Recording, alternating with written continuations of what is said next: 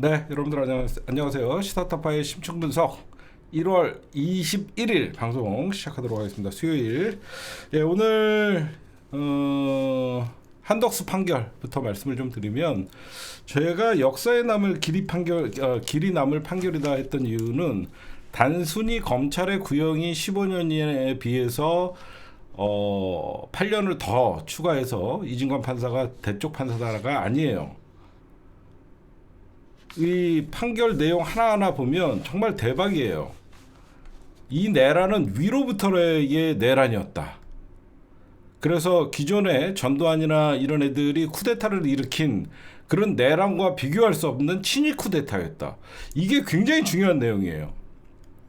위로부터의 내란은 사실 전두환이나 이런 애들은 군권을 장악을 한 다음에 본인들이 대통령 자리를 차지하기 위해서 군사 반란을 일으킨 거고, 이거는 지가 대통령이 있으면서도 위에서부터 자기의 권력을 장기 독재를 하기 위해서 위로부터의 내란을 일으켰다라는 그런 내용을 딱 지적을 해준 거예요. 친위 쿠데타다. 그래서 과거에 우리나라가 내란의 역사나 이런 것들과 비교할 수 없다. 그래서 보면 예전에 여러분들 노태우가 최종적으로 징역 17년을 받아요. 처음에 전두환 사형, 노태우 무기징역이었다가 항소심에서 이제 17년으로 감형이 되거든요. 그래서 이진관 판사가 왜 위로부터의 내란이었다라고 규정을 하면서 기존의 내란과는 견줄 수 없다라고 얘기하면, 똑같이 노태우도 내란을 일으켰는데 그 당시에 17년 받았다, 이런 어떤 비교가 될 수 있기 때문에 그 당시에는 군사 반란이었고 이거는 권력을 쥐고 있는 윤석열이 친위 쿠데타를 했기 때문에 비교 자체가 안 된다. 이게 더 엄중하다는 거예요. 권력자가 자기의 권력을 불법적으로 헌법을 유린하고 민주주의를 파괴하면서까지 했던 걸 기존 내란과 비교할 수 없다. 이거 굉장히 중요한 내용이죠, 그렇죠? 노태우랑 뭐 비교해갖고 노태우도 내란범인데 그 당시에 17년인데 이게 더 중요한 거 아니냐, 그런 소리를 사전에 차단했다. 그런 말씀을 좀 드릴 수 있겠고, 그 다음에 저는 이게 굉장히 의미가 있었고요. 그 다음에 두 번째, 제가 명판결이라고 생각했던 게, 이 이진관 판사님은 처음부터 감사합니다. 우리에게 지금 가장 기억나는 게 감사합니다. 감사합니다. 그러면서 단호하게 이하상이나 이런 김용현 변호사들이나 이런 증인들이 나왔을 때 선서하지 않으면 과태료 부과합니다. 감사합니다. 과태료 부과합니다. 그만하십시오. 막 이렇게 대쪽같이 딱딱 끊고 했던 그런 이진관 판사가 있었죠. 이진관 판사의 오늘 재판에서 저는 가장 이 모든 핵심을 꿰뚫고 있다라고 느낀 게 뭐냐면, 이 모든 한덕수나 지금 박성재나 이상민이나 최상목이나 내란의 성공을 기대하고 가담했다. 이게 대박이죠. 이게 핵심이에요. 얘네들이 내란에 가담한 이유는 성공할 것을 기대했다라는 거예요. 그렇죠. 이게 정말 우리가 생각할 때 지네가 권력을 잡고 있으니까 지네 마음대로 군을 이동시킬 수 있고, 지네 마음대로 경찰 병력을 이동시킬 수 있고, 지네 마음대로 모든 공공기관을 운영할 수 있기 때문에 저는 이게 핵심이었다고 생각해요. 이진관 재판장은 니들 그러면 불법인 거 알았을 거 아니냐, 니들 경력이나 니들의 학력을 보면 이런 거 이성적인 판단을 못할 리가 없다. 하지만 니들이 이 내란에 가담한 거는 성공할 줄 알았던 기대감에 니들이 이거를 가담한 것이다. 그 다음에 저는 오늘 판결문이 한 8분 정도 좀 넘더라고. 그 중에서 가장 우리 사회의 전반적인 것을 다 짚었어요. 그동안 윤석열 변호인단이 주장하고 국힘당과 극우들이 주장했던 계몽령, 서부지역법 폭동, 부정선거, 그런 것들을 다 짚어주는 판결, 여러분들 여러분 다 들어보셨죠? 그렇죠? 우리 사회가 부정선거라고 하면서 민주주의의 근간을 흔든다. 서부지법 폭동 등으로 사실상 내전 상태 이런 것들을 하나하나 다 짚었던 거예요. 응? 계몽령이라고 떠드는 세력들이 생기고, 잠깐, 그러니까 명판결이 뭐냐면, 니들이 잠깐 경고성 계엄이라고 얘기하는 떠드는 애들이 많았잖아요. 윤석열이 재판에서 계속 저는 그냥 그 잘 보시지 않으셨습니까? 무슨 사람이 죽었습니까? 그 금방 제가 6시간 만에 계엄을 해제하지 않았습니까? 이거는 경고성으로 뭐 이지랄 떨었잖아요. 그런 경고성 계엄이다 이런 말장난 그런 거에 대해서 뭐라고 했죠? 갑자기 이진관 판사가 울컥하더니 이런 얘기를 합니다. 국민이 용기를 내서 내란을 끝낸 것이다. 니들이 내란을 6시간 만에 종식시키고 니들이 경고성으로 한 게 아니라 국민들이 무장한 군인들에 맞서 국민들이 용기 내서 몸으로 막은 것이다 라고 하면서 울컥하시잖아. 나는 이 부분이 하나하나 다 꿰뚫고 있더라고. 그쵸? 저도 지금 약간 그 감정이 북받치는데 이진관 판사가 니들이 경고성 계엄이니 6시간 만에 뭐 맞췄니 이런 말장난 하는데 니들이 6시간 만에 종료시킨 게 아니라 국민들이 막아낸 거다. 와, 이 얘기를 하는 거는 여태까지 니들이 얼마나 법정에서 요거 한번 볼게요. 자, 울컥하는 거 한번 볼게요. 이진관 재판장님.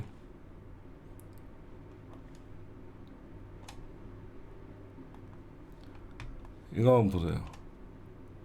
이게 여러분들 딱 구형하기 직전이에요.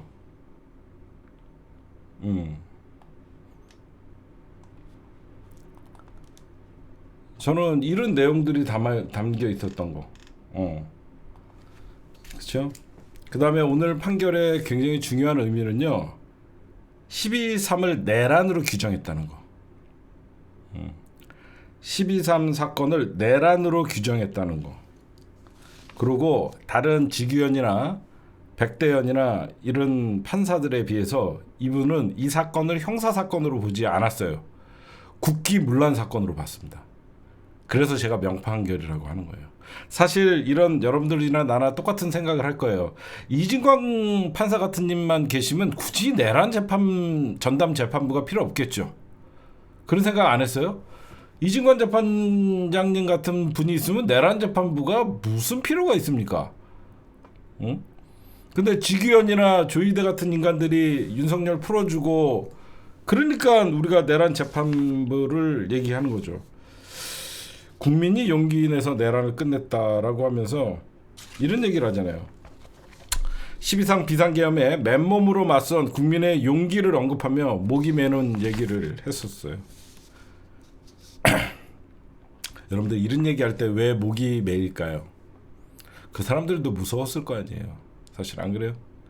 그 사람들도 무장군인, 총등 군인들을 뭐 맨몸으로 막을 때 사람이 총을 보면 앞에 두려움이 있었을 거 아닙니까? 그러니까 이진관 재판장은 그 사람들의 용기가 얼마나 위대했는지를 공감하는 거예요. 공감하는 거죠. 하여튼 오늘 판결 못 보신 분들 있으면 이따가 한번 좀 봐주시고 우리 그다음에 일단은 내란 사건에 있어서 최근에 윤석열 5년 선고됐던 것은 체포방해 혐의지만 내란에 대해서 첫 단죄를 한 사건이에요. 첫 재판이에요. 여러분들이 보셔도 그렇죠. 한덕수 23년형 법정 구속. 저는 맨 마지막에 이런 말씀을 해요. 뭐 79세의 고령, 부인이 거동이 불편하다. 그래서 중계를 마친다. 그래서 법정 구속이 할 것인지는 좀 상의를 해보겠다. 그렇고 저는 좀 약간 어머 이상하다 그랬어요. 그거 보신 분들 있죠? 갑자기 세게 나가시다가 맨 마지막에 피고인이 고령인 점, 부인이 지금 그리고 피고인이 우울증을 앓고 있는 점, 부인이 거동이 불편한 점 이렇게 하면서 법정 구속을 할지는 중계가 끝나고 회의를 하겠다라고 하면서 순간 뭐지? 설마 뭐 이런 생각을 했는데 증거인멸의 우려가 있어서 법정 구속을 시켰어요. 저도 처음에 그래서 하여튼 이진관 그러면 여러분들 제가 좀 이 단순한 얘기 좀 할게요. 이 내란죄라는 거가 여러분들 언제 우리나라에 들어오냐면 1905년에 일본 헌법이었어요. 1905년 일본에서 들어온 형법 대전을 복불복이라고 컨트롤 C, 컨트롤 V로 우리나라가 그 일본 형법에 있는 그 내란죄를 그대로 들여왔는데, 그 당시에는 여러분들 죄명이 뭐였냐면 일본이 우리나라를 식민지로 갖고 있을 때 이 내란죄가 뭐였냐면 조헌물란이었어요. 조헌물란. 조헌물란. 이게 무슨 뜻이냐면, 그때는 민주주의 국가 아니라 천황의 국가였잖아요. 그러니까 국가의 근본 질서가 천황의 통치였잖아. 그 천황의 통치를 반기를 드는 사람들을 내란으로 규정했던 거예요. 조선헌법이 아니라 조헌물란. 그래서 일정 시대 때, 우리가 일제 시대 때는 조헌물란이라 그래서 천황의, 그러니까 외왕이죠. 그러니까 그 당시에 일본 입장에서 보면 천황의 통치를 반기를 드는 사람들을 조헌물란이라고 했는데, 언제부터 이제 이게 지금은 뭐라 그러죠? 국헌물란이라고 하죠. 조헌물란은 천황의 반기를 드는 것이고, 국헌물란은 국가에 반역하는 행위예요. 국민들에게 민주주의를 파괴하는 행위를 얘기하는 거예요. 그래서 우리가 조헌물란에서 국헌물란으로 바뀐 게, 우리나라가 정부 수립을 하고 1953년에 형법이 조헌물란을 국헌물란으로 바꾼 거예요. 그 정도만 설명을 해드리겠습니다. 그렇죠? 그럼 여러분들, 이 명판결을 내린 이진관 판사는 누구냐? 저랑 동갑입니다. 저랑 동갑이에요. 경남 마산고를 졸업했고 서울대 법대를 졸업한 뒤 1998년 제40회 사법시험에 합격을 하고 2003년에 사법연수원 32기로 수료를 한 다음에 수원지방법원에서 법관생활을 한 판사고요. 서울고법, 서울중앙지법, 그 다음에 대구지방법원, 포항지원, 인천지법 등을 거친 판사고요. 2016년에는 법원 내 엘리트 코스로 뽑히는 대법원 재판연구관을 지냈고, 최근 2022년에는 사법연수원 교수를 영임하기도 했고요. 제가 왜 이 얘기를 하냐, 제가 여기까지는 누구나 할 수 있는 얘기했어요. 지금 이진관 판사의 재판을 제가 여러분들 가만 보니까, 제가 뭐 너무 오바를 할 수도 있어요. 여러분들, 이진관 판사가 여태까지 어떤 재판을 맡고 있는지 아세요? 왜 검찰이 이재명 대통령을 죽이지 못했는지 이유가 있어요. 이진관 재판장이 대장동 사건, 백현동 사건, 위례개발 비리 등 거기에 성남 FC 사건까지 판사가 이진관이었어요. 무슨 말씀인지 아시겠죠? 그래갖고 검찰이 마음대로 재판이 진행되지 않고, 대장동 사건에서도 재판이 딜레이 됐고, 계속 증인들이 말이 바뀌고, 저는 어떻게 보면 이진관 판사님이 이재명 대통령을 죽이려고 했던 검찰의 조작 기소도 맞서서 윤석열 정부에서 막아냈던 사람이에요. 여러분들 그렇죠? 처음에 대장동 김만배 난리가 났잖아. 그랬더니 이진관 판사가 볼 때는 갑자기 왜 말이 바뀌었습니까? 라고 하면서 이재명 대통령 사건 모조리 이진관 판사가 맡고 있었던 거야. 진짜 대장동 사건 주심 판사, 백현동 사건, 위례 개발 비리 의혹, 저놈들이 그렇게 꾸밀려고 그랬던 성남 FC 사건까지. 최근에 제가 성남 FC 사건 얘기 한번 말씀드렸죠. 성남 FC 사건에서 남욱도 말을 바꾸고 있고, 만약에 검찰과 짬짬이 된 재판관이 있었으면 빨리빨리 재판 끝나갖고 이재명 대통령 이 사건으로 1심에서 선고 때리고 연병했을 거예요. 그러니까 다른 어떤 선거법이나 이런 뭐 위증이나 이런 죄가 아니라, 이런 저들이 이재명 대통령 잡으려고 대장동, 백현동, 이재명 대통령의 사건을, 중요한 사건을 이진관 판사가 전부 형사사건, 형사합의 33부에서 맡고 있었던 거예요. 지금 생각해보니까. 그러니까 검찰 뜻대로 안 된 거예요, 조작이. 이게 제가 오바일 수도 있지만 제가 가만 보면 이렇게 대쪽 같은 이진관 앞에서 검찰이 아무리 조작을 하고 말도 안 되는 증인들 불러갖고 말이 바뀌고 그러니까 재판이 빨리빨리 진행이 안 된 거고 가장 먼저 제가 보면 이재명 대통령이 대선에 출마한다라고 하고 당선되자마자 대장동 백현동 판결이 연기됐잖아요. 바로 이거는 재판할 수 없다. 그러면서 연기한 게 이진관 판사였어요. 그러니까 여러분들이 그런 것들을 조금 봐주시면 보이지 않는 이런 정의로운 판사들이 있었기 때문에 이재명 대통령을 대장동 엄청난 비리의 중심에 있고 백현동, 위례 신도시, 성남 FC 사건 이런 것들을 검찰이 무리한 기소를 했지만 자기네 마음대로 안 됐죠. 다. 여러분들이 그것도 한번 기억을 해주세요. 네. 네, 오늘 그러면 여러분들 이제 여기서 남는 게 있습니다. 누군가는 책임을 져야 돼요. 뭘 책임을 져야 됩니까? 여러분들이랑 나랑 앞으로 이제 할 일이 있어요. 이런 내란범을 대통령 후보로 내세웠던 국힘당은 내란 공범 아니에요? 제 말 맞죠? 이런 내란 혐의로 23년형을 받은 놈이 대선 후보가 돼갖고 대통령 선거에 나오려고 했던 새끼들이에요. 새벽에 기습적으로 추대하려고 했던 국힘당은 왜 아무 성명이 없습니까? 응? 생각해봐요. 이런 내란범 한덕수를 대선 후보로 기습 추대를 하려고 그래갖고 후보 바꿔치기까지 하면서 하려고 그랬던 이런 국힘당 내란 공범 아닙니까? 응? 두 번째, 어떤 분이 제가 댓글 중에 안 됐다라는 글을 봤어요.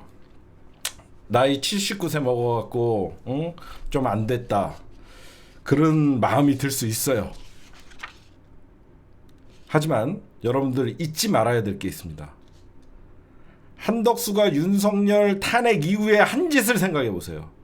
정말 찢어 죽여도 분이 풀리지 않습니다. 한덕수 때문에 얼마나 수많은 사람들이 밤을 지새고 헌법재판관 임명해달라고 얼마나 많은 국민들이 목소리를 높였고, 여러분들 진짜 한덕수한테 측은지심도 가지시면 안 돼요. 한덕수가 어떤 짓을 했습니까? 윤석열 탄핵 이후에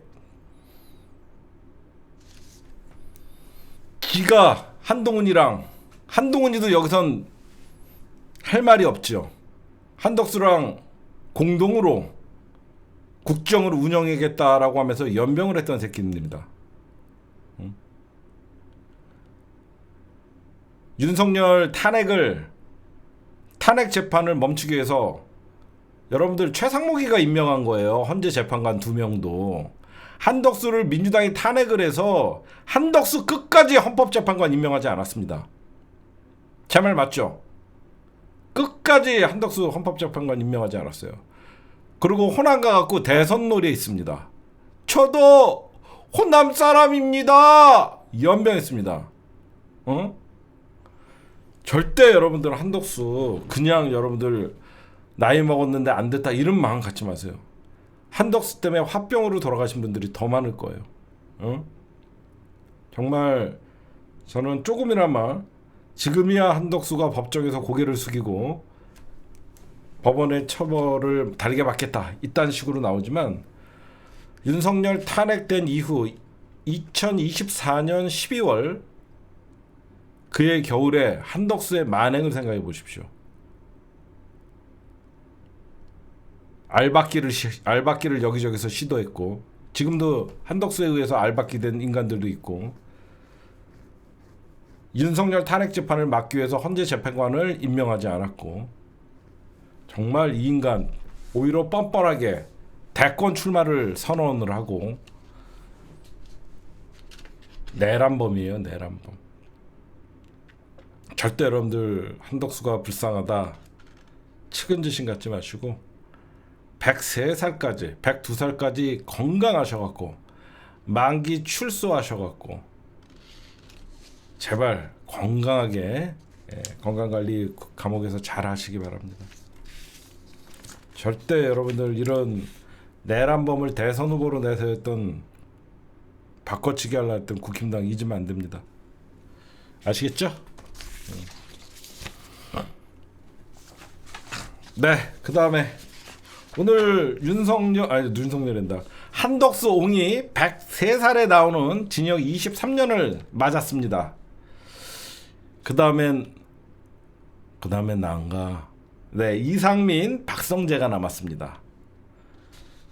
이제 한덕수 재판의 가장 큰 의미는 12상 비상계엄을 내란으로 규정했다는 역사적 규명이에요. 언론사 단전 단수 지시한 이상민 2월 12일 날 1심 선고입니다. 2월 15일 날 1심 선고인데 여기 이상민의 재판은 형사 32부 유경진 판사가 맡고 있어요. 이미 12상 비상계엄이 내란으로 규정됐기 때문에 이런 내란에 적극 가담해서 단전 단수를 한 거는 그 혐의가 굉장히 중하죠. 그 다음은 이상민이다. 더 떨고 있는 놈이 있습니다. 박성재입니다. 박성재의 재판은 이제 시작 단계입니다. 아직 1심이 시작을 제대로 하지 않았, 이제 진행 중인데 1월 19일 얼마 한 이틀 전에 공판 준비 절차를 거쳐 1월 26일 날 다음 주 첫 공판이 열려요. 박성재의 1심 이제 공판이 시작되는 거예요. 그럼 한 달, 두 달 뭐 기다리겠죠. 박성재 아까 제가 서두에 좀 말씀드렸지만 박성재가 가장 지금 쫄릴 거예요. 재판관이 이진관이에요. 제대로 걸렸죠. 여태까지 범 미꾸라지 짓거리를 하면서 두 번이나 구속영장 청구가 기각됐는데 이제 박성재는 검사 파견행위 여러 가지, 그 다음에 최상목이 남았죠. 지금 최상목의 제명은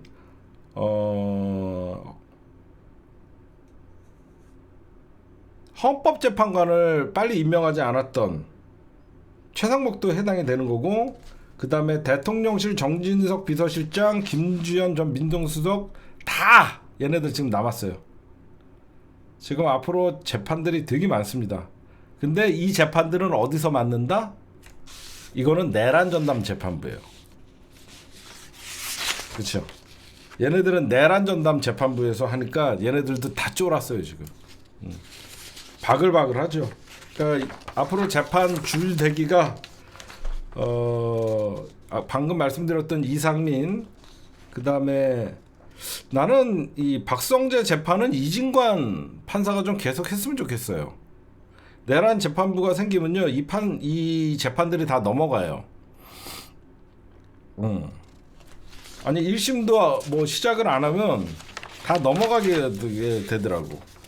그래서 하여튼 뭐 김주현 민정수석뿐만 아니라 지금 정진석, 김주현 뭐 여러 가지 이제 다 지금 기소를 했기 때문에 2월 달에 이제 재판이 시작되는 것도 있고 선고가 나오는 것도 있죠. 윤석열은 2월 19일 날 선고가 나옵니다, 여러분들. 거기에 또 뭐가 있죠? 제2종합특검. 제2종합특검에서 새로운 사실들을 발견해 갖고 기소를 할 거 아닙니까? 얘네들은 이제 시작이에요. 왜 그러면 다른 재판부에서 이미 백대현 판사나 이진관 판사가 내란으로 규명을 했고 이 12.3 비상계엄을 내란으로 규명을 했기 때문에 논리를 뒤집을 수가 없어요. 그렇죠? 심의정이나 여러분들 걔네들은 이 종합특검에서 김건희 사건을 다루면서 따로 기소를 할 거예요. 왜 그러면 제가 저번에도 말씀드렸더니 김건희 특검에서 건드리지 못한 게 김건희를 저지경으로 만드는 건 검찰의 봐주기 수사였다. 그 검찰의 봐주기 수사를 김건희 특검에서 건드리지 못했다. 그래서 제가 제 방송을 좀 오래 들으신 분들은 아시겠지만 제가 김건희 특검이 시작할 때 김건희 특검의 성패는 몇 명의 검사를 기소하냐가 바로미터가 될 것이다 라고 했는데, 사실상 김건희 구속 이외에는 검사들 자체를 건드리지는 못했어요. 그 이유가 뭐냐면 여러분들 알다시피 김건희 특검 안에서 단체적으로 항명 사건이 일어났었죠. 그 당시에 민주당의 검찰개혁에 반하는, 그 당시에 김건희 특검에서 검사들이 항명하는 일까지 벌어져서 검사가 검사를 기소하거나 수사하지 않았어요. 그거를 여러분들이 좀 보시면 될 것 같아요. 네, 두 번째. 오늘 아주 굉장히 명판결, 소름 돋았습니다. 네, 두 번째, 오늘 이재명 대통령께서 취임 이후에 세 번째 기자회견이 있었습니다. 오늘은 신년 기자회견을 겸해서 한 건데, 전체적인 큰 틀은요, 과거 성공 공식에 매몰돼서는 안 되고 새로운 미래에 대한 성장 전략을, 대전환 시대를 담은 어떤 기자회견이었다라고 말씀을 좀 드리고 싶고요. 이 기자회견 중에는 한 25개의 어떤 질의들이 왔는데요. 원래는 90분을 예정을 하고 있었는데 여기저기서 워낙 뭐 이해운 장관의 문제, 검찰개혁의 문제, 여러 가지 문제들, 부동산 문제, 기자들이 골고루 사전에 짜고 치는 그런 기자회견이 아니었기 때문에 성실히 대답을 해줬는데, 먼저 그 이재명 대통령의 주요 오늘 발언들을 보면요. 검찰개혁 얘기가 뭐니 해도 대통령이 검찰개혁 보완하되 확실히 추진하겠다, 그 말씀이 있었고, 그 다음에 종교가 정치 개입은 반란행위다, 엄중 처벌해야 된다라고 확실히 못을 박으셨고요. 그 다음에 부동산 세제, 지금 부동산 값이 치솟고 있는데 정부가 세제 개편이나 이런 계획이 있으신가요? 민감한 질문이죠. 세제 개편이나 이런 것들에 대해서는 고려하고 있지 않다. 세제 개편안은 마지막 수단이다. 이런 거는 뭐 종부세나 뭐 이런 것들, 보유세 강화 이런 걸 얘기하는 거죠. 아니면 마지막으로는 토지 거래 허가제, 얼마든지 할 수 있지만 지금은 고려하고 있지 않다. 그 다음에 장동혁 대표의 단독 회담 요구, 여야 대화가 우선이다라는 그렇게 얘기를 했는데, 하나하나 좀 디테일하게 여러분들에게 분석을 좀 해드릴게요.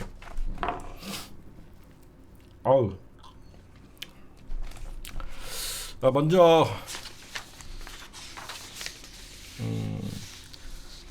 종교 얘기부터 좀 할게요.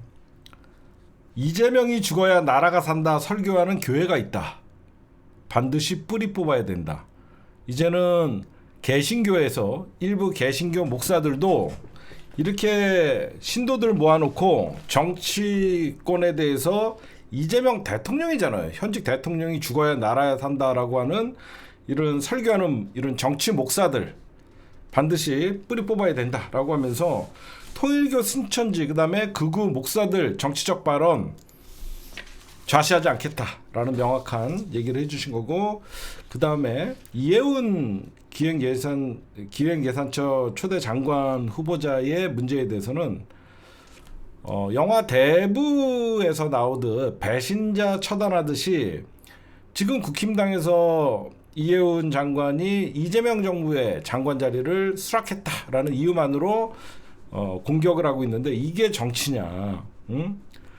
그리고 이해운 후보자의 거취 문제가 여기저기서 질의가 나오니까 아직 본인도 거취 결정 못했다.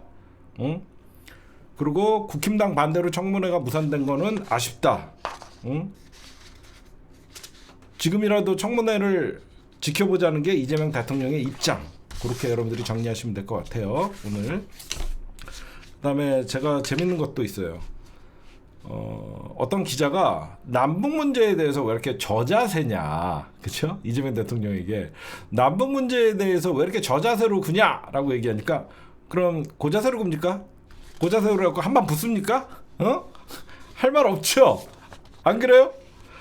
북한과 저자세로 왜 계속 매번 나가냐, 그러니까 고자세로 그럼 한판 붙습니까? 응?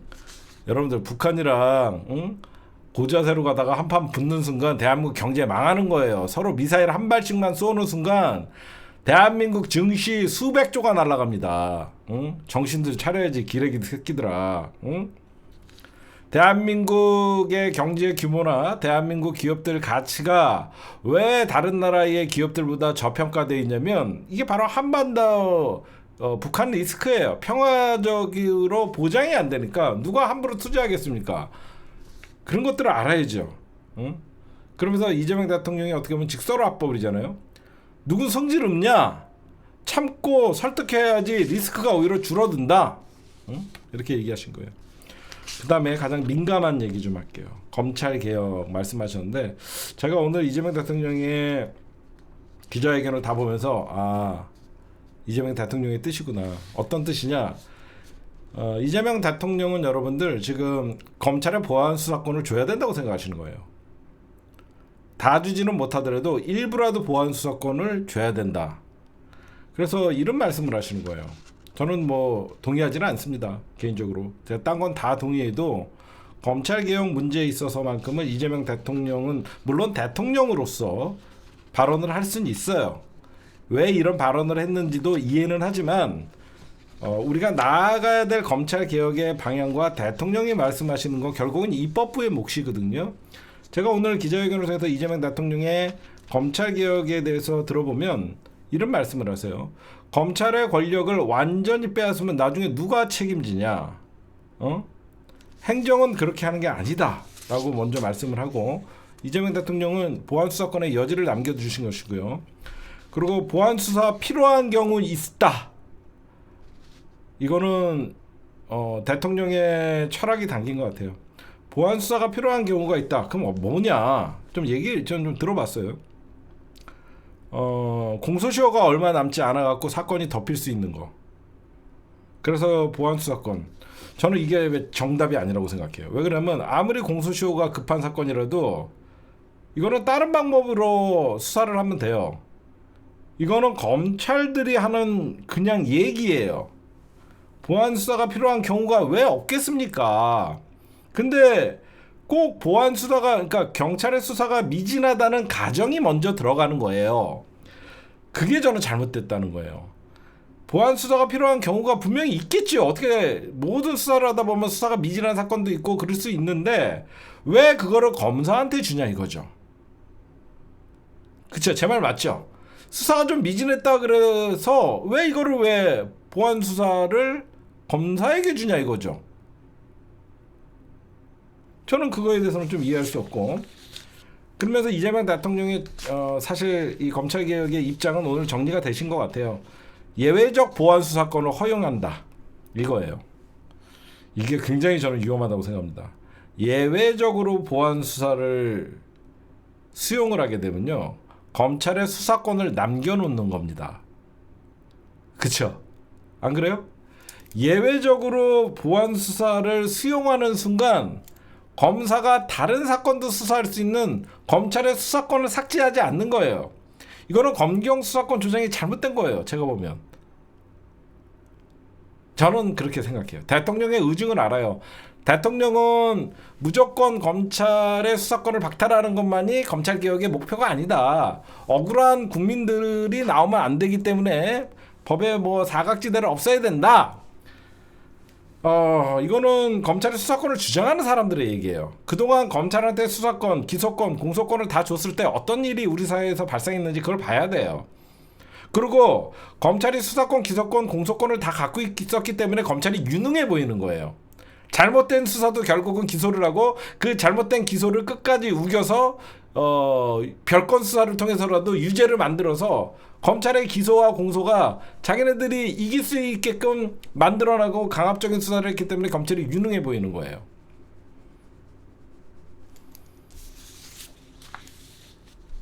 그러면서 이재명 대통령이 이런 말씀을 해요. 검찰개혁도 단박에 완성은 안 된다.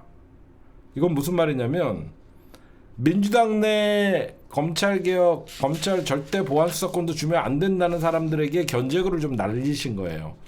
속도 조절을 좀 주문하신 건데 처음으로 이재명 대통령의 어떤 철학이나 국정 운영 놀라울 뿐인데 요거는 제가 동의하지를 못하겠어요. 검찰 개혁도 단방에 완성이 안 된다. 천만에요. 단박에 완성을 해야 됩니다. 개혁은 정광석화 같이 해야 돼요. 시간을 끄니까 점점 어려워지는 겁니다. 그쵸? 제 말 동의하시죠? 응? 검찰 개혁은 단박에 완성을 해야 됩니다. 시간을 끄니까 점점 잡음이 나는 거예요. 개혁은 정광석화 같이 저항할 틈도 주면 안 돼요. 저는 그래서 이런 말씀을 좀 드려보고 싶어요. 보안 수사권 논의는 할 수 있죠. 얼마든지, 그렇죠? 대통령이 수기하라 그랬기 때문에 민주당 내에 얼마든지 찬반 토론이 이루어질 수 있고 지지자들 사이에서도 찬반 토론이 일어날 수 있습니다. 다만 보안 수사권 논의하는 과정에서 보안 수사권의 남용의 문제를 생각해야 돼요. 그게 아쉬운 거예요. 뭐가 아쉽냐? 경찰의 수사가 미진하다는 전제 하에 보안 수사권이 필요하다는 얘기인데, 보안 수사권을 줬을 때 어떤 남용을 할 수 있고 어떤 부작용이 있는지도 사람들이 좀 크게 부각을 시켜야 돼요. 제 말 맞죠? 지금 계속 검찰 입장에서, 검찰 시각으로 보안 수사권이 없기 때문에 경찰의 수사를 어떻게 믿냐? 경찰의 무능함, 경찰의 수사력의 어떤 그 한계, 이런 것만 자꾸 수사하다 보니까 검찰이 보안 수사권을 갖고 있어야 된다가 되는데, 검찰에게 보안 수사권을 줬을 때 검찰이 이 보안 수사권 갖고 어떻게 수사권을 확대를 해서 또다시 정치 검찰질을 하고 검찰의 오남용이 일어날 것이냐, 그 우려를 해야죠. 지금 검찰 개혁을 정광석화까지 해야 된다는 사람들의 입장은 이런 거를 우려를 하잖아요. 왜? 우리는 이미 당해봤잖아요. 검찰의 완전한 수사권, 기소권, 공소권을 갖고 있으니까 어때요? 조국 장관 여러분들 수사할 때도 처음에 뭐였어요? 비자금이었어요, 비자금. 조국이 대선 자금을 만들기 위해서 사모펀드를 한다. 그걸로 수사를 시작했어요. 근데 그 조국 장관님과 그의 가족들이 결국 수사 뭘로 끝났죠? 표창장으로 끝났어요. 그럼 뭐예요? 검찰이 헛다리 짚어놓고 나중에 별건 수사로 해갖고 조국 너는 범죄자야 낙인 찍어놓고 수사해갖고 결국은 기소하고 공소하고 정경심 교수님 표창장 유죄했다라고 4년을 살린 거 아니에요. 응? 저는 경찰의 수사권이 걱정이 되면요, 경찰의 수사가 미진했을 때 다른 기관에서 수사할 수 있는 별도의 장치를 만들어야 되지, 왜 경찰의 수사가 미진하면 무조건 검사들이 투입돼야 되나, 이런 생각부터 우리가 출발점이 잘못됐다고 생각해요. 여러분들도 그렇게 생각하시죠? 저는 제가 아주 많이 써서 만에 하나 형사 사건에 관한 것만, 그러니까 정치 선거 사건이나 경제 사건 뭐 이런 건 빼고 그냥 일반 형사 사건에 대해서 요거는 좀 요걸 갖고 기소가 어렵다고 생각할 때 보안 수사 요구권, 요거에 대해서는 보안 수사 요구를 해라. 그 대신 어떤 특정 정치인이나 어떤 유명인이나 이런 사건이 아닌 일반 국민의 사건 중에 보안 수사 요구? 저는 사실 보안 수사 요구 이것도 주면 안 된다는 사람이지만, 왜 그러면 보안 수사가 요구를 주는 순간 경찰은 아무리 뒤져도 무혐의인데 걔네들은 계속 딴 사람을 수사하라고 하면서 오히려 사건이 오래 갈 수 있거든요. 하여튼 저는 개인적으로는 참 안타깝지만 보안 수사권을 예외적으로 줘야 된다, 이게 굉장히 위험한 발상이에요. 제가 볼 때는 그 예외가 결국은 보편화가 되는 거예요. 제 말 맞죠? 처음에는 예외 조항으로 보안 수사권을 준다가 나중에는 검찰이 그 보안 수사권을 보편화시킵니다. 자기네 입맛에 맞는 수사를 해버리는 거예요. 예외가 보편화가 돼버려요. 그래서 그게 좀 걱정되고, 그 다음에 검찰개혁 얘기 조금만 이따 갈게요. 또 신년 기자회견에서 말씀하신 거는 광역 통합은 국가 생존 전략이다. 이 말씀은요, 6.3 지방선거 이전에 통합 마치겠다라는 의지를 드러내신 거고요. 그 다음에 장동혁 대표의 회담 요구 거절했는데 왜 거절했을까? 이거는 이재명 대통령은 여러분들 보면 정치꾼이에요. 대박이에요. 이재명 대통령이 왜 장동혁이가 그러면 왜 이재명 대통령에게 회담을 요구할까요? 아무리 봐도 단식에 출구 전략이 없는 거예요. 근데 대통령이 영수회담을 받아주는 순간 단식을 거두려고 하는 거예요. 그렇죠? 그러면 얘네들이 장동혁이가 만약에 영수회담을 하게끔 되면 두 가지 이익을 받아요. 먼저 단식을 중단하는 명분이 되고, 두 번째 이재명 대통령과의 어떤 그 영수회담을 하게 되면 장동혁의 싸움의 파트너는 이재명이 되는 겁니다. 그러니까 당연히 정치 10단인 이재명 대통령이 미쳤다고 장동혁이랑 둘이 만납니까? 그러니까 이재명 대통령이 뭐라 그래요? 여야 회담부터 해라. 정신 차리라 이거예요. 너의 상대는 민주당이다. 너의 상대는 정청래다. 너의 상대는 정청래지 어디서 나랑 싸우려 그러냐. 이거예요. 싸움은 정청래가 잘하거든요. 그러니까 정청래랑 싸우고 와라. 그건 무슨 말이냐면요. 정쟁에 나를 끌어들이지 말라. 나는 지금 대한민국의 대전환과 민생 경제를 살리는데도 바쁘다. 싸움은 국회에서 해라. 왜 자꾸 나라를 건드리냐. 이게 맞죠? 그쵸? 여러분들 제 말 무슨 말인지 아시겠죠? 그래서 장동혁이의 어떤 의도나 이런 거를 다 꿰뚫고 있기 때문에 장동혁이는 이재명 대통령과 싸우면 자기가 체급이 올라가잖아요. 근데 정청래 대표는 무시하잖아요. 그러니까 뼈도 못 치르잖아요. 그러니까 단독 회담 요구를 해서 이재명 대통령을 정쟁의 중심에 서게끔 하려고 하는 거죠. 그렇게 여러분들이 보시면 될 것 같고,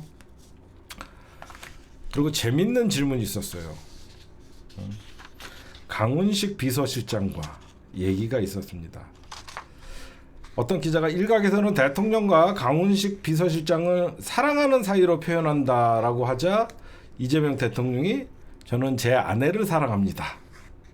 말에 장내에서 웃음이 터졌고요. 이 대통령은 강 실장을 바라보며 그 질문을 받자마자 강훈식 실장을 딱 보더니 근데 언제 우리가 사랑하는 사이가 됐냐라고 얘기하면서 어유 징그러워라고 하면서 또 한 번 웃음이 받다가 됐습니다.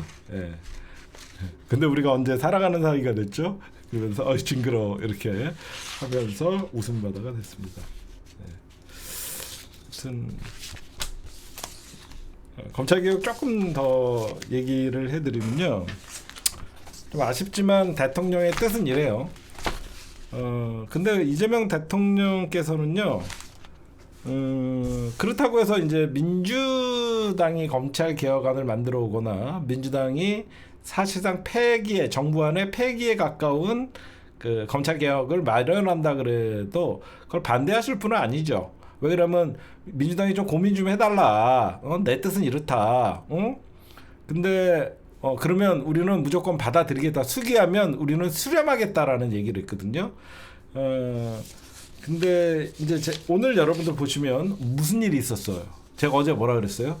오늘 이재명 대통령이 오늘 기자회견이 끝나고 민주당 새로운 원내 대표단과 오늘 점심을 한다 그랬죠. 오찬을 한다 그랬죠.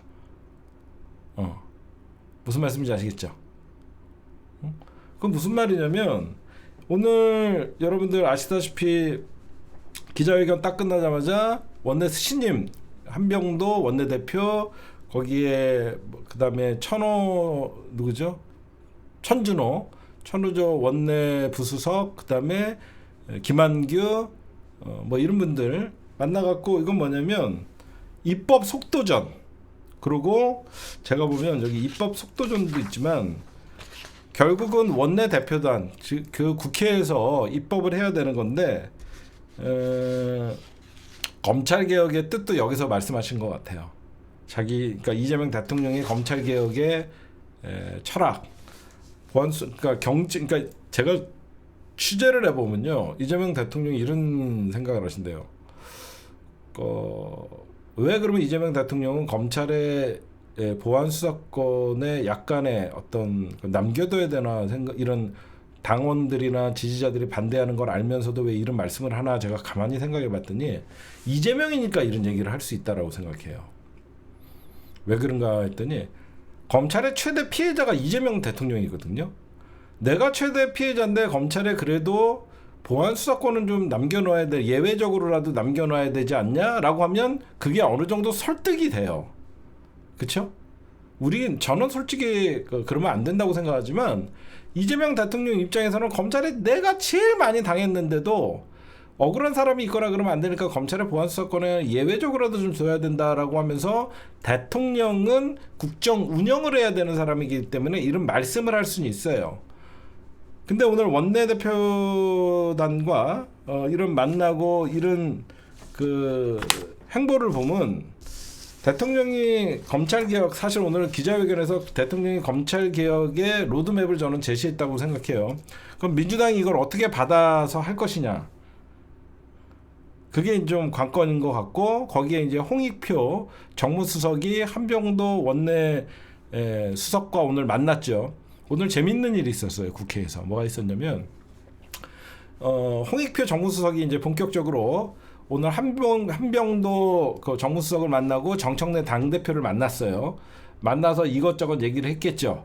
근데 오늘 국힘당에서 정무수석 홍익표 전 의원이 정무수석이 오늘 이거 사진 보시면 홍익표 의원이 여러분들 정청래 대표를 만나고 한병도 원내대표도 만났는데 오늘 국힘당에서 일제히 홍익표 의원을 비판을 했어요. 왜 비판을 했냐면, 아니 국회까지 와갖고 민주당 원내대표 만나고 당대표 만났으면 장동혁 단식장은 왜 안 왔냐, 이런 비판을 했습니다. 왜 안 갔겠습니까? 홍익표가 단순한 정무수석입니까? 민주당의 3선 의원이었고, 여러분들 알다시피 홍익표 누굽니까? 이재명 대통령 가장 위기에 있을 때 정청래 수석이 홍익표 친명 의원들이랑 정청래 의원이랑 홍익표를 긴급하게 원내 수석, 그 당시에 원내 수석으로 모셔갖고 왔잖아요. 그때 이미 호흡을 한번 맞췄어요. 그쵸? 이미 이재명 대통령 단식하는 과정, 그 당시에 체포동의안 이후에 단식 그 이후에 이제 당을 다시 새롭게 수박 척결할 때 홍익표 의원이랑 정청래 대표랑 그때 많은 활약을 했잖아요. 박광원 날리고 바로가 홍익표였잖아요. 그러다 보니까 정청래 대표랑도 호흡을 잘 알고 서로에 대해서 잘 알아요. 그럼 뭐예요? 국힘당 말대로 국회까지 와서 왜 장동혁은 안 갔냐? 정치인들이 장동혁을, 특히 홍익표는 대통령을 대신해서 정무수석으로서 가는 자리입니다. 왜 안 갔겠습니까? 지금은 때가 아닌 거죠. 영수회담이라 하자고 징징거리는데 청와대 정무수석이 지금 거기 갈 이유가 없죠. 더 굶어라. 지금은 갈 때가 아니니까 정무적 판단을 한 거예요. 정무수석이라서 더 굶어라. 꼴딱꼴딱 할 때 한번 가주마, 이거죠. 아직은 6일차다. 벌써 갈 일이 아니다. 그리고 스스로 출구 전략을 찾아라. 뭐 이런 거죠. 더 굶어라. 그래서 그러면 여러분들 홍익표 정무수석이 정청래 대표 그리고 한병도 원내대표를 만난 이유는 뭐냐면요. 제가 누누이 말씀드리지만 민주당이 이제 여태까지 우리 사회에 그 검찰개혁뿐만 아니라 사법개혁, 언론개혁, 정치개혁 할 수 있는 시간이 1년 반밖에 없습니다. 솔직히. 이재명 대통령 집권 2년 차 안에 가장 어려운 개혁들을 다 해야 돼요. 집권 3년 차로 넘어가는 순간 왜 못하냐? 총선을 앞두고는 개혁을 할 수 없어요. 국회의원들이 반응해 주지 않아요. 그래서 이제 2026년, 2027년 이 안에 모든 개혁을 맞춰놔야 돼요. 그렇죠? 문재인 정부의 개혁의 검찰 개혁의 실패는 집권 3년 차에서 4년 차로 넘어가는 시기에 이제 그 당시에 이제 여러분들 제가 누누이 강조하는 게 문재인 정부 때 180석 갖고 뭐 했냐? 반은 맞고 반은 틀린 말이에요. 문재인 정부는 123석으로 시작해서 집권 3년 차 때 180석 가까운 의석을 얻었고, 사실 본격적인 검찰 개혁과 사법 개혁은 집권 4년 차 때 하다가 다 숲으로 돌아간 거예요. 제 말 맞죠? 그러니까 여러분들이 보시면 개혁 추진 적기가 이제 1년 반 정도 남았다고 보셔야 돼요. 2027년 하반기까지는 모든 개혁을 마쳐야만 하는 상황이에요.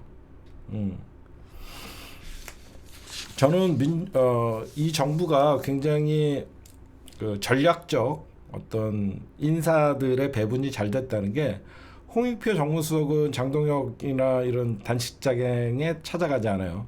근데 국민통합위원장인 이석현 전 법제처장은 오늘 장동혁 단식장에 찾아갑니다.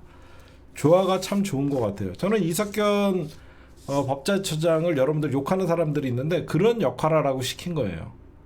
우리랑은 안 맞지만 이재명 대통령 입장에서는 아무리 국힘당이라 그래도 대통령 입장에서는 다 대한민국 국민들이고 존중해야 되는 정당들이에요. 그렇기 때문에 보수 인사를 영입을 해서 국힘당의 장동혁을 찾아가게 하는 것은 전략적 분업이라고 저는 생각을 해요. 제가 얼마 전에 얘기했잖아요. 이재명 대통령 레드팀 좋아한다. 그래서 여러분들이 생각하는 것 같이 뭐 찐명이라고 주장하는 그런 사람들 주변에 놓지 않는다. 그래서 제가 계속 얘기했던 게 오늘 대통령이 확인시켜줬잖아요. 여러분들 가만 생각해봐라. 강훈식 비서실장이 찐명이었냐? 친명이었냐? 아니다. 오히려 강훈식 비서실장은 과거 이재명 대통령에게 쓴소리하고 뒤에 옆에서 진짜 레드팀 역할을 했던 사람이다. 그 사람을 비서실장 시키지 않냐. 우상호 정무수석 어떤 사람이었냐. 누가 봐도. 그래서 이재명 대통령은 본인의 국정 철학은 강하지만 본인과 생각이 좀 다르고 오랫동안 믿을 수 있는 사람들, 일 잘한다고 소문난 사람들은 측근에 둬야만, 그래야지 어떤 문진석이나 이런 7인에 팔아갖고 인사청탁하는 놈들이 여러분들 만약에 비서실장으로 있다라고 생각하십시오. 생각하면 끔찍하죠. 이재명 대통령은 사전에 그런 걸 차단한 거예요. 그래서 김남국 그렇게 좋아하지만 단칼에 경질해버린 거고. 그래서 여러분들이 보시면 결론은 우상호 실패자. 뭘 실패를 했어요? 우상호가 뭘 잘못했어요? 그냥 싫어하는 거 아니에요? 우상호가 뭘 잘못했어요? 아니, 우상호가 잘못한 걸 얘기해보세요. 우상호 뭐 잘못했어요? 좀 나댄 거? 이재명 대통령이 1기 때 내란 청산하는 과정에서 조화롭게 잘했고, 1기들 이제 나가니까, 1기들 나가니까 이제 2기들 하는 거고, 대통령이 정면에 등장하지 않게 우상호가 총대 맨 것도 있죠. 그쵸? 우상호 나 고소 안 했어요. 우상호 나 고소 안 했어요. 아니, 저는 할 때는 이재명 대통령이 레드팀을 좋아하는 이유는 그런 점들이 있고, 제가 하고 싶은 얘기는 민주당이 여러분들 개혁의 적기는 이제 1년 반 남았고, 오늘 홍익표 정무수석이 정청래 대표를 만난 건 결국 뭐죠?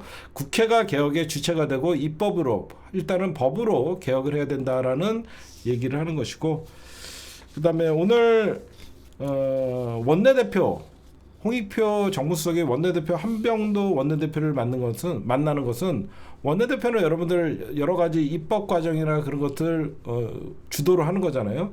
광역 통합 있잖아요. 오늘 기자회견을 보면 이재명 대통령께서 6.3 지방선거까지 한다고 했으니까 속도를 내달라는 거예요. 그래서 입법까지 신속하게 처리하겠다. 뭐 이렇게 얘기를 했다라고 여러분들이 보시면 될 것 같고, 오늘 이재명 대통령이 아까도 말씀드렸듯이 원내 지도부와 따로 만찬을 했고, 민생 개혁 과제의 처리에 앞장서 달라라고 얘기를 했지만, 그 이면에는 지금 취재를 해보면 중수청 공소청 설치법 정부안에 대해 당내 어떻게 보면 저는 강경파라고 말씀을 드리고 싶지 않아요. 검찰에겐 절대 보안수사도 주면 안 된다는 의원들 중심으로 대폭 수정하자는 의견이 많이 나오고 있고, 정청래 대표 역시 이런 수사권 자체를 주면 안 된다라는 그런 의원들에게 힘을 실어주고 있기 때문에 입법의 키를 원내 지도부가 쥐고 있거든요. 그렇기 때문에 조금 더 수기를 당부하는 취지다라는 얘기들이 나오고 있습니다. 그렇게 여러분들이 좀 보시면 될 것 같고, 그래서 제가 오늘 좀 믿을 만한 정부 관계자들을 좀 취재를 했는데요. 대통령은 무슨 생각을 하시냐면요. 진짜 그거를 생각하신대요. 검찰에게 모든 어떤 수사권을 박탈을 하면 경찰의 권력을 어떻게 견제할 것이냐. 그거를 굉장히 걱정하신대요. 음. 경찰의 어떤 수사 독점에 대해서 견제 장치에 대해서 납득할 수 있게 해라. 그런 거를 많이 걱정하신대요. 그래서 보안 수사권에 여지를 남겨주는 미련이 있으신가 봐요. 그런 게 있다. 여러분들 좀 말씀드리고 그다음에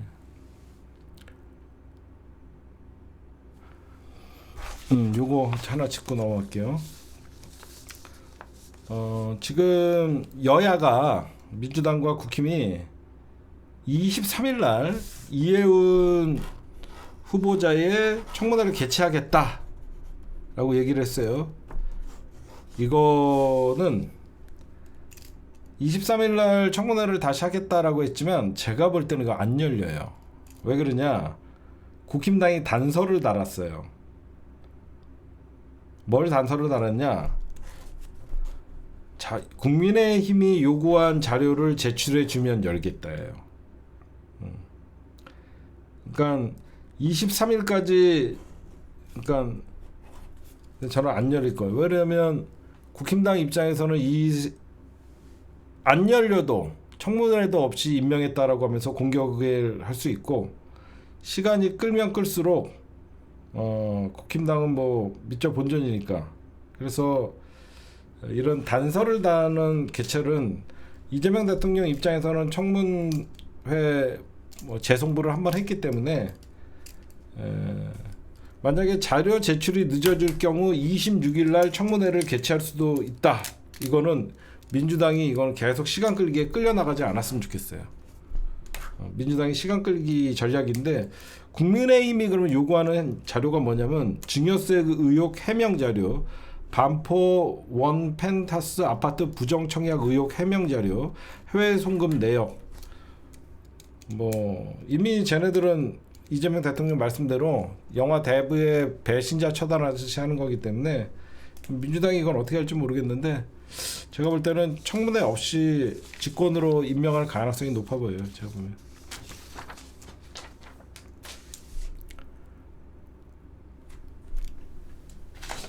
네, 오늘의 주요 뉴스였습니다.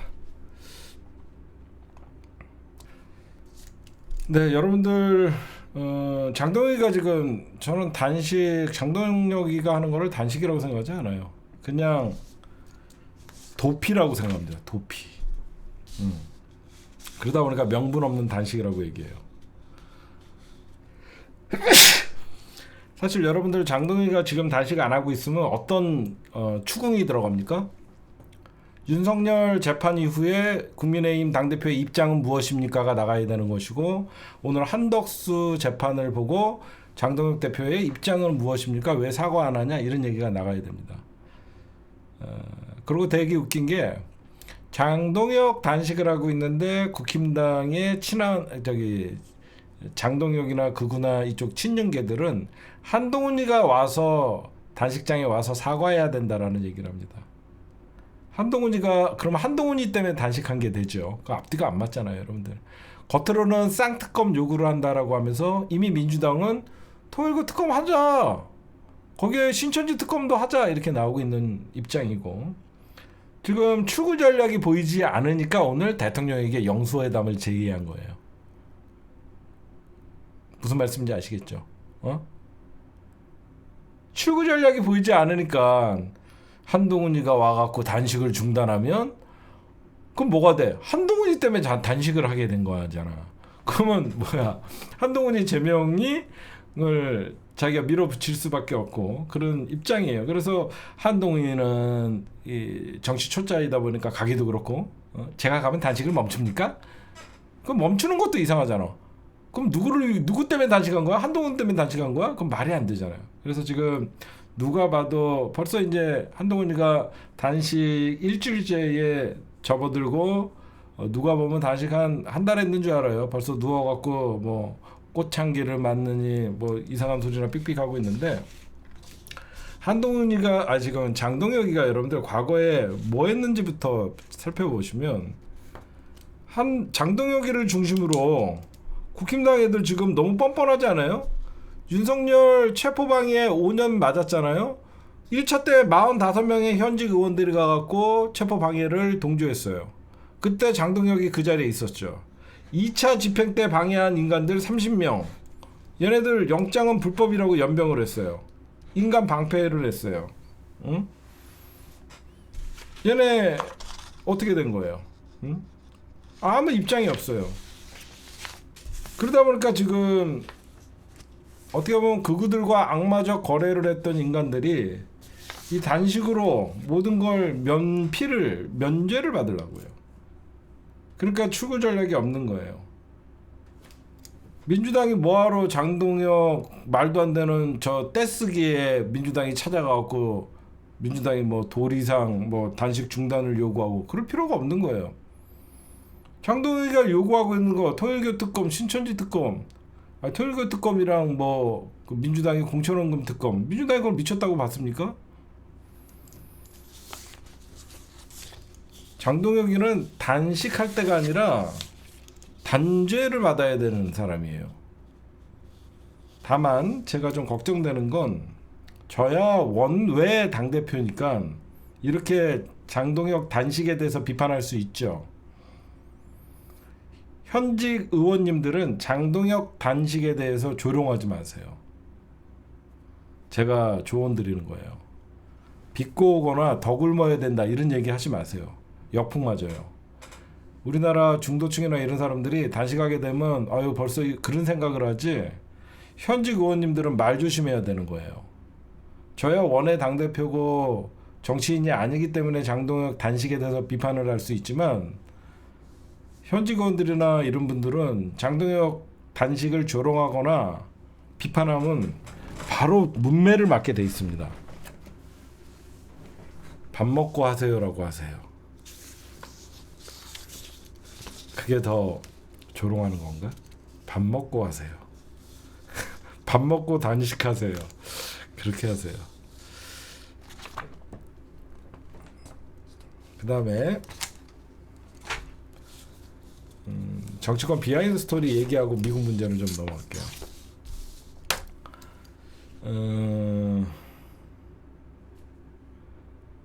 이재명 대통령이요. 여러분들 요번에 원내대표 선거 있었죠. 원내대표 선거가 있었잖아요. 그때 한병도가 됐죠. 근데 1차에 여러분들 권리당원 투표에서 누가 1등 했는지 아세요? 1차에 권리당원 투표 누가 1등 했을 것 같아요? 진짜 제가 정치권 비하인드 스토리, 원내대표 선거 비하인드 스토리 얘기해 주는 거야. 1차에 원내대표 선거 당원 투표에서 1등을 진성준이 합니다. 진성준. 2등이 한병도였어요. 진성준과 한병도의 지지율 차이가 진성준이 한 33% 정도 나온 것 같고 한병도가 32점 몇 프로가 나왔어요. 진짜로. 1차에 진성준이가 당원 권리당원 투표에서 33% 정도 얻었고, 한병도가 왜 그러냐면 그러니까 진성준이 여러분들 솔직히 레드팀이잖아. 진성준이 과세해야 된다 이런 것들 국정에 좀 부담스러운 얘기지만 사실 진성준 의원이 주장하고 있는 거는 맞는 얘기예요.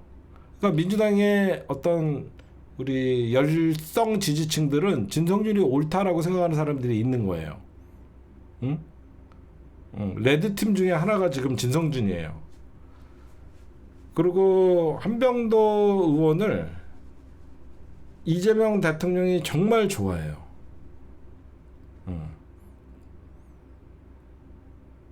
그러면 박정희 몇 등을 했냐? 꼴등을 했습니다. 근데 왜 박찬대는 박정을 그렇게 밀고 그랬냐? 제 취재해본 결과 박찬대랑 박정희랑 고등학교 선후배 관계, 야 진짜 그러면 되냐? 박정은 누구였습니까?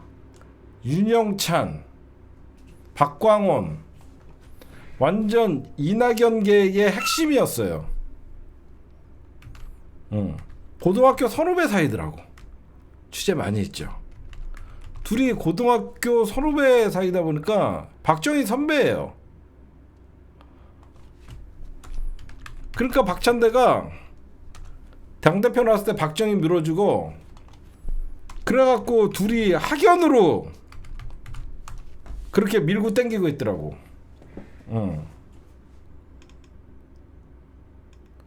어디 나왔냐고? 동인천 고등학교 선후배 관계야. 동인천. 동인천 고등학교 선후배 관계야.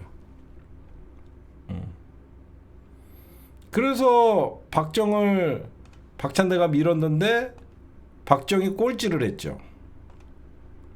그러면 이재명 대통령은 왜 한병도를 좋아하냐? 일단은 소주를 한 잔도 못 마셔요. 한 병도 못 먹어요. 농담이고, 굉장히 노무현 대통령 때부터 정치를 한 사람이에요. 한병도가. 갑자기 여러분들 잘 얌전하고 그래서 그러는데 17대 초선 의원이었어요. 이미 17대 때 초선 의원으로 해갖고 운동권인 어떤 영향도 있었지만 노무현 대통령과 같이 정치를 시작했던 사람이고, 그때부터 해갖고 이제 노무현 정부 거치고 거의 정치권에서 좀 떠나 있다가 최근에 연속으로 이제 재선 3선까지 했는데, 일단은 한병도 의원은 의원들한테 미움 사는 사람이 없어요. 되게 겸손하고 사람들은 항상 웃고 그러다 보니까 당내 인기도 있고, 그리고 청와대 근무 경력을 해봐서 대통령의 국정 철학을 이해하고 굉장히 그런 충성도가 높대요. 그래서 뭐 사람들은 이번에 뭐 뽑을 사람이 원내대표 없다라고 했는데, 그냥 처음부터 의원들은 전부 한병도 만장일치로 그렇게 생각을 했다라는 거예요. 그 다음에 또 재밌는 정치권 비하인드 스토리. 이건 얘기하면 좀 근데 있는 그대로 말씀드릴게요. 지금 국회의장 누구죠? 지금 국회의장이 누구냐면 추미애 의원님, 우원식 의장이죠. 지난 국회의장 민주당 비하인드 스토리가 뭐냐면, 그때 국회의장을 사실상 누가 봐도 친명이 밀면 되는 거잖아요. 국회의장을 조정식과 정성호의 싸움이었어요. 원래 후보가 원래 친명에서는 조정식, 정성호 이 둘에다가 추미애, 우원식 이렇게 4명이 이제 나올 생각을 했는데, 조정식 의원이 추미애 의원과 조정식 의원이 추미애 의원에게 양보를 합니다.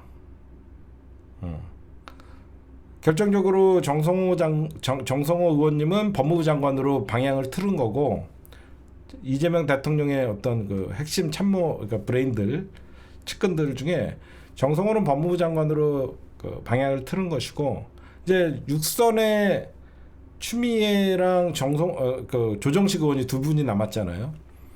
조정식 의원이 추미애 의원님에게 양보를 했어요. 제가 불출마하겠습니다. 근데 여기서 변수가 생긴 거예요. 어떤 변수가 생기냐? 우원식이 출마할 줄 몰랐던 거예요. 우원식이 출마 선언을 해서 사실상 처음에 전부 추미애가, 그러니까 조정식이 양보를 했으니까 추미애가 될 줄 알았는데, 의원들 사이에서 추미애 의원이 인기가 없다 보니까 어부지리로 우원식이 당선이 돼버린 거예요. 이제 이해가십니까? 원래 구상은 조정식이나 추미애 조정식이 먼저 할래, 추미애가 먼저 할래 이런 식으로 하는데 사실상 추미애 의원님이 들으면 좀 기분 나쁠 수 있겠지만 신명이 이렇게 떠다 놓은 밥상도 못 받아 먹었어요. 왜 그러면 우원식 의장님은 예전부터 민주당 안에 을지로위원회를 하면서 의원들에게 인기가 굉장히 많고 후배 정치인들 잘 챙긴다는 소리가 좀 많아서 의원들에게 인기가 있었어요. 근데 추미애 의원님 같은 경우에는 당원들에게는 인기가 좀 있지만 의원들에게는 사실 인기가 없었다고 얘기를 하더라고요. 그래갖고 국회의장 뽑는 선거를 할 때 보니까 추미애 의원님이 확보했다라고 하는 사람만 20명 정도밖에 안 됐더라고 얘기를 하더라고요. 하여튼 그런 정치권 비하인드 스토리가 있었고, 그래서 이제 하반기 국회의장은 제가 보니까 조정식, 박지원, 김태년은 남자예요, 여자가 아니라. 어떤 요즘 최근에 민주당에 가입하신 파란 이직들이 김태년은 어떤 년이야 그런 사람들이 있는데, 과거에 그구들이 박원순 2년 나와 그거랑 똑같은 말이에요. 김태년은 남자입니다. 이번에는 그리고 그걸 빼먹었다. 한병도 의원님이 여러분들 이번에 그 의원들이, 그러니까 권리당원에서는 진성준이 1등을 했어요. 간발의 차로. 박정희 꼴찌를 하고. 의원들 투표에서는 거의 100표 이상을 얻었어요. 한병도 의원이. 한병도 의원이 100표 이상을 얻었어요. 그래서 조정식 의원 같은 경우에는 이재명 대통령의 어떻게 보면 동지죠. 정성호. 그러니까 한마디로 여러분들이 최근에 제가 왜 검찰개혁 정부안이 나왔을 때 봉욱을 욕을 안 했는지 좀 아시겠죠? 딴 사람들은 봉욱이랑 정성호 막 욕할 때 제가 안 했잖아요. 여러분들 좀 막 그때 봉욱, 정성호, 김민석까지 막 욕하고 그랬잖아. 근데 나는 봉욱, 정성호, 김민석 욕 안 했거든. 왜 그랬냐면 이재명 대통령이 기본적으로 보안수사권이나 이런 것들에 대한 생각이 오늘 기자회견에서 나와서 이제 얘기를 하는 건데, 대통령의 의중이었다는 거예요. 취재를 해보니까. 그러니까 김남준 대변인이 좀 왜곡된 사실이 있다라고 하는 게, 대통령도 좀 그러니까 봉욱이 욕먹는 이유는 이재명 대통령도 검찰 개혁에 있어서 약간 비판을 받는 것은 왜 검찰 출신을 민정수석으로 썼냐, 그런 비판에 대해서는 자유로울 수는 없을 것 같아요. 아니, 우리가 진성준을 비판하는 사람들도 있고 싫어하는 사람들도 있지만 진성준이 맞아요. 진짜 민주당 색깔이긴 해요. 소득이 있는 곳에 세금을 매겨야 된다. 그래서 뭐죠? 그 증권세인가요? 뭐 투자세인가요? 그런 것들은 사실 맞는 말이에요. 근데 우리 입장에서는 표 떨어지는 소리 하지 말아라. 지지율 깎아먹는 소리 하지 말아라. 개혁부터 하자. 힘 있을 때. 그런 입장이다 보니까 얘기를 하는 거고. 그치, 이재명 대통령 의견이라고 다 옳은 건 아니지만 제가 이재명 대통령 의견이라고 다 따르라는 게 아니라, 적어도 이재명 대통령은 국민들이 반대를 하면 언제든지 수정을 하는 어떤 실용적인 정치인이라는 거예요. 고집을 부리는 게 아니라. 그러다 보니까 당내 반발도 있고 당원들 반발이 있으니까 바로 당이 수렴하고 당이 수기하고 그 수기 결과로 어떤 검찰 개혁안이 오면 정부가 받아들이겠다, 수렴하겠다, 이런 말씀을 하시잖아요. 그 점을 제가 높이 평가하는 거지, 뭐 이재명 대통령이 뭐 신이 아닌 이상 어떤 모든 정치에 100% 우리의 마음에 들게 할 수는 없잖아요. 그런 어떤 검찰개혁 문제에 있어서 약간의 이제 이 사태가 저는 좀 빨리 종식됐으면 좋겠어요. 왜냐면 지금이야 대통령이 힘이 있으니까 이런 비판 정도는 돌파할 수 있는 역량이 되는 거예요. 근데 이 검찰개혁 문제가 사실 올해 10월 2일이면 검찰청이 폐지가 돼야 되는데, 이 문제가 계속 민주당이 2월 달 안에 검찰개혁의 확정을 짓지 않고 지방선거가 끝나고 흐지부지 해버리면 10월 2일 검찰청 폐지가 되지가 않아요. 그래서 2월 달 안에 민주당 안으로 갈 것이냐, 대통령 의견을 수렴을 해갖고 보안 수사권의 여지를 남겨둘 것이냐. 이거는 우리가 목소리를, 왜 그러면 민주당 당원들이나 민주당이 강하게, 왜 그러면 입법부의 몫이잖아요. 대통령이 어떻게 보면 제안한 거잖아요. 정부는 이런 제안을 하고 있다. 그러면 일단은 검찰의 반발, 검찰들은 정부를 공격할 수는 없죠. 저는 좀 두 개가 있다라고 생각해요. 대통령 제시안 그리고 정부 제시안을 보면 검찰이 이거에 목매일 수밖에 없죠. 이재명 대통령의 안을 따를 수밖에 없기 때문에 어떻게 보면 검찰은 정부를 공격할 수는 없죠. 그러면 검찰과 이제 민주당의 싸움이 되잖아요.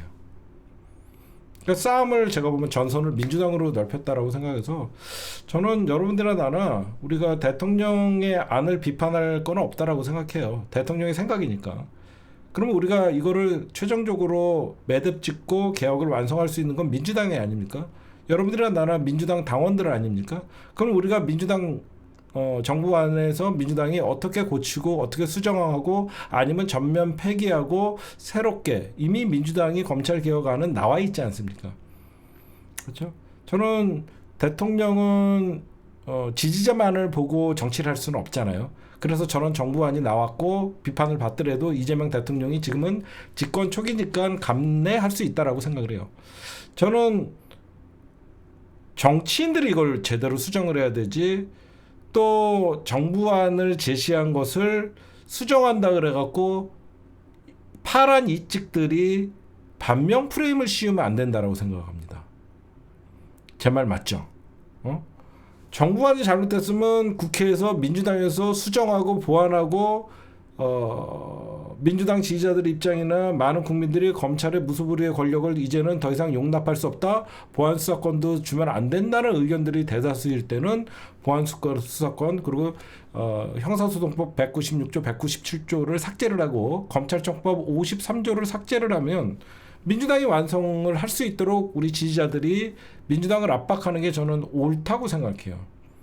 무조건 이루려고 이재명 뽑았냐, 저는 이런 비판은 하나도 우리 민주당 지지자들이나 국정 운영에 도움이 안 될 것 같아요. 어디까지나 대통령은 아까도 말씀드렸듯이 대통령은 지지자들만 보고 정치를 할 수는 없죠. 왜 그러면 우리 모든 5천만 국민 중에 검찰의 보안 수사권을 폐지해야 된다는 사람이 5천만 명은 아닐 거 아니에요. 그 중에서 한 3분의 1은 그래도 수사는 검찰이 잘하지라는 생각을 갖고 있을 수도 있잖아요. 그래서 정부는 적당한 중재안을 낸 거라고 생각해요. 이제는 민주당의 검찰 개혁은 민주당 손에 달려 있으니까 우리의 입장은 민주당에게 전달을 하는 게 옳은 것이지, 이재명 대통령 검찰 개혁안을, 정부안을 가지고 이재명 대통령을 공격의 수단으로 쓰는 사람들이 없었으면 좋겠어요. 그렇죠. 우리가 보안 수사권은 안 된다라고 얘기하면 그것을 이제 민주당에다가 우리가 이제 의견을 제시하자는 거예요. 정부안을 가지고 이재명도 개혁 의지가 없다, 이런 식으로 우리가 민주당 지지자들이 이재명 대통령을 비판의 수단으로 삼지 말자는 겁니다. 제 말은. 이거는 이제 입법부에서 완성을 해서 형사소송법을 개정을 하고 검찰청법을 개정을 하면 되는 문제이기 때문에 오히려 검찰의 보안수사권을 폐지해야 된다고 주장하시는 분들에게 우리가 힘을 실어주고, 그렇죠? 저는 그게 우리 지지자들이 해야 될 올바른 방향이 아닌가 생각을 해요. 검찰개혁에 있어서 보안수사권을 주자라고 얘기하는 사람들은 뭐 대통령의 뜻과 뭐 비슷할 수 있어서 그분들도 생각이 있겠지만, 오히려 우리는 원래 검찰개혁은 이미 30년 전부터 우리가 생각했던 거기 때문에 오늘 이날을 기다려왔다라고 하면서 검찰개혁을 주장하시는, 검찰의 보안수사권뿐만 아니라 중수청의 2원화도 반대를 해서 1원화로 갈 수 있게끔 그런 말을 하시는 분들의 목소리를 우리가 더 응원하고 더 경청해 주면 되지 않을까, 저는 그렇게 생각해요. 그러니까 제 결론은 정부안이 마음에 들지 않다 그래갖고 이재명 대통령을 공격하는 일이 없었으면 좋겠어요. 대통령이 되는 순간 지지자만 보고 정치를 할 수는 없잖아요. 오늘 신년 기자회견에서 대통령이 이런 말씀을 하시잖아요. 검찰개혁 완수하겠다라고 얘기했기 때문에 이제는 민주당에 넘어갔기 때문에 민주당에서 검찰개혁을 똑바로 할 수 있도록 여러분들이 좋은 목소리를 내는 분들과 함께하는 게 저는 좋은 것 같아요. 아니, 내가 비판할 걸 비판하지 말라고 하는 게 아니라 비판할 만큼 했잖아. 정부 안을 민주당이 수정한다고 하니까 민주당이 수정을 잘할 수 있게 하자는 거지. 그러니까 한쪽만 뇌를 열고 내 방송을 듣지 말고 양쪽 뇌를 열고 이재명 정부안이 마음에 안 들면 최종적으로 완성될 목표가 이재명 대통령의 정부안을 욕하는 게 목표인 사람도 있겠지만 우리의 최종 목표는 좋은 검찰개혁안이 나오는 거잖아요. 여러분들 제 말 맞죠? 우리의 최종 목표는 검찰의 이제는 수사권을 완전히 영원히 못하게 좋은 검찰개혁안이 민주당에서 입법화되는 게 우리의 목표이기 때문에 우리는 이쪽에 더 힘을 실어주자는 거예요. 괜히 검찰개혁안 정부안을 가지고 계속 이재명 대통령 욕을 하는 그런 도구로 쓰지 말자는 거예요. 제가 비판을 하지 말라는 게 아니라 지금도 어제도 비판할 건 비판하고 하고 있으니까 그 쓰잘데가 없이 무슨 비판할 건 비판해야죠. 그런 얘기 말귀를 좀 알아들으세요. 응? 이동형이란 똑같은 얘기하네. 죄송한데 제가 이동형 방송을 못 봐갖고. 응? 아니 민주당에서 아니 대통령이 이렇게 얘기하면 이재명 버릴 거야? 이재명 물러나라고 할 거냐고. 정부안이 마음에 안 든다 그래갖고 이재명 물러나라고 할 거야? 지지 철회한다 그럴 거야? 민주당이 바로 잡을 수 있게끔 힘을 실어줘야 되는 거 아니야? 그렇잖아요. 정부안이 나왔어. 이재명 대통령이 정부안을 고집하는 게 아니잖아. 수기에서 수렴한다고 했으니까 그렇잖아요. 이제는 민주당이 제대로 검찰개혁에 보안수사권 폐지할 수 있게끔 이쪽에 힘을 실어주자는 거예요. 나는 보안수사권을 주지 않는 소리가 아니에요. 이동형은 보안수사권 주자고 한다고? 나는 보안수사권 반대예요. 저는 보안수사권 반대예요. 저는 보안수사권 반대입니다. 저는 검찰에게는 어떤 수사권의 여지도 남겨주면 안 돼요. 과거에는 보안수사 요구권 정도는 들어줄 수 있지 않냐? 이렇게 하나하나 열다 보면 결국은 수사권 회복해요, 이 새끼들. 한두 번 당하는 것도 아니고. 그렇죠. 보안수사권이라는 걸 열어주면 그 다음엔 보안수사 요구권을 열어주면 직접 수사하게 해달라고 하면서 조금씩 점점 나가올 인건들이에요. 그러니까 저는 이동영 작가의 방송을 못 봤지만 저는 보안수사 요구권, 보안수사 요구권도 주면 안 된다는 입장이에요. 그러나 대통령의 제시안을 가지고 대통령을 비판하지는 말자는 거예요. 비판할 만큼 비판했고 우리의 목소리는 이제 최종적으로는 민주당의 입법을 똑바로 할 수 있게끔 제대로 된 목소리를 내는 사람들에게 힘을 실어주자 이거죠. 제 말은. 아휴 힘들다.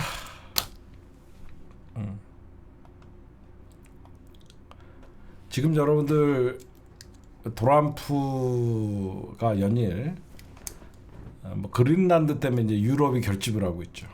겉으로 볼 때. 막 영국이 군대를 파견하고 프랑스가 군대를 파견하고 덴마크가 추가로 파견을 하고. 근데 왜 이 땅 갖고 난리냐? 그럼 몇 번 얘기를 했습니다. 그린란드가 아마 섬 중에서는 전 세계에서 가장 큰 섬이에요. 전 세계에서 섬 중엔 가장 커요. 근데 이 그린란드가 이 섬 중에 80%가 얼음이에요. 그린란드가 이렇게 돼 있어요. 여기가 이게 그린란드예요. 웬만한 나라만보다 크죠. 근데 사람들은 여기에 80%가 몰려 살아요. 여기서 80%가 얼음이에요. 얼음이라서 사람이 못 살아서 여기에 이쪽 북미 지역에 속해 있어요.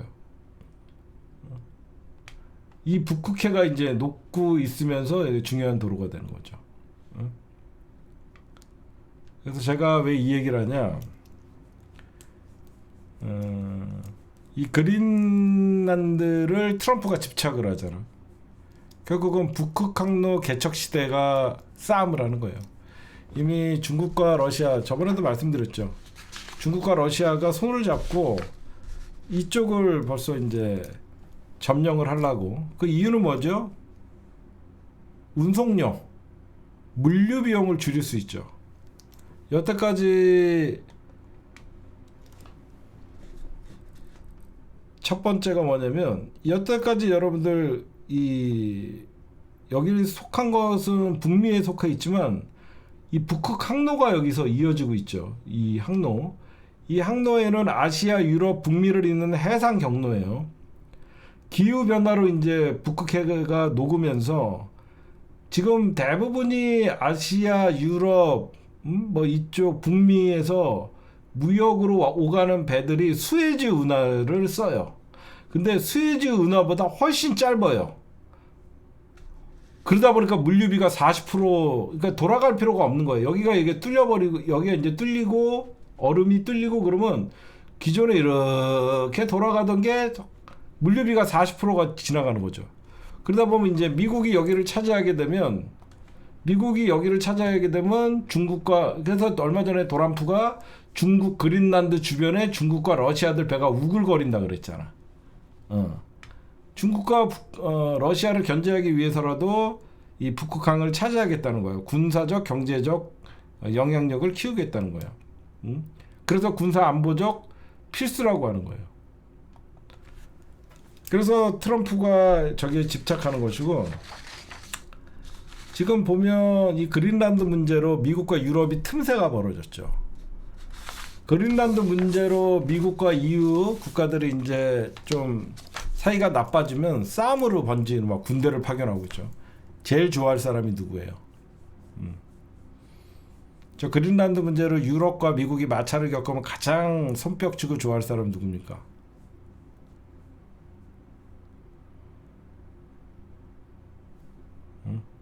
러시아죠. 블라디미르 푸틴. 왜 그러면 여태까지 푸틴이나 러시아가 제재를 받고 있는 게 우크라이나를 침공해서 그렇잖아. 근데 미국도 다른 나라를 지금 침공하는 거잖아, 저걸. 그러다 보니까 러시아가 우크라이나를 침공한 거를 명분이 되는 것이고, 그동안 북미, 나토 이런 러시아 견제를 위해서 만들어뒀던 조직이 무너지니까 러시아 입장에서는 완전 땡큐죠. 그렇잖아. 여태까지 러시아의 어떤 저런 남하 정책을 막으려고 나토가 움직이고 미국이 움직이고 그랬는데, 지네끼리 싸우니까 러시아 입장에서는 엄청나게 좋잖아요. 그러다 보니까 요즘 희한하게 푸틴이 트럼프를 치켜 세워요. 뭐라고 치켜 세우냐? 푸틴이 이런 말을 해요. 도란프가 그린란드를 손에 넣으면 러시아에 이어서 전 세계에서 가장 큰, 두 번째로 큰 땅을 차지하게 된다. 막 이렇게 싸움을 부추겨요. 그 뭐냐, 자기네들이 결국은 국제 질서를 러시아가 무너뜨리고 국제 질서를 평화의 수호자, 민주주의의 수호자라고 했던 미국이 무너뜨리고 있죠. 이제는 혈맹 관계도 이제 무너지고 있는 거예요. 재밌는 말씀 드릴까요? 지금 유럽 국가들이 미국에게 반기를 든 것 같죠. 외교적으로는요, 트럼프에게 충성 맹세를 하고 있대요.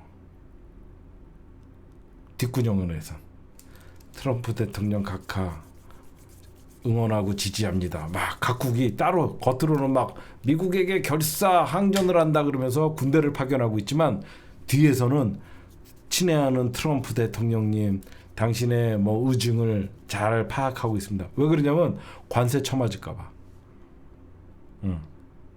겉으로는 군대 파견한다 막 난리를 치고 그러지만 뒤에서는 미국에게 잘 보이려고. 그래서 독일이 철수한 거야. 눈치 없이 까불다가 프랑스산 와인이랑 샴페인 관세 200% 맞았잖아.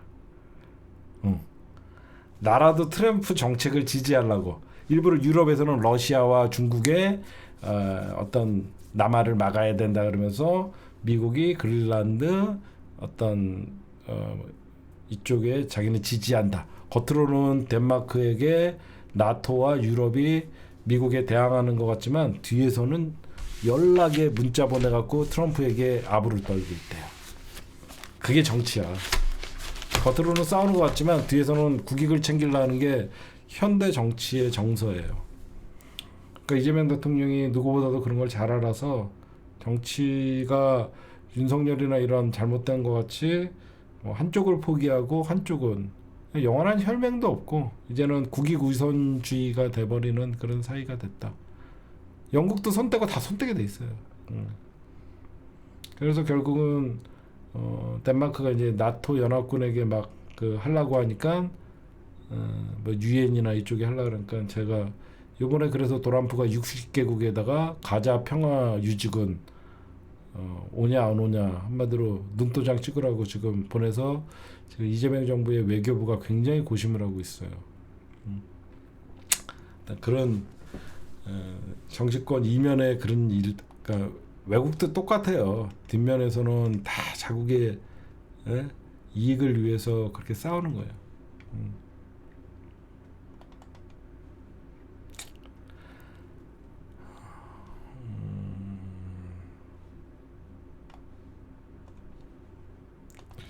예, 마지막으로 여러분들이 착각하시는 것 같아서 요거 한번 보여줄게요. 검찰개혁 절대 포기하지 말자!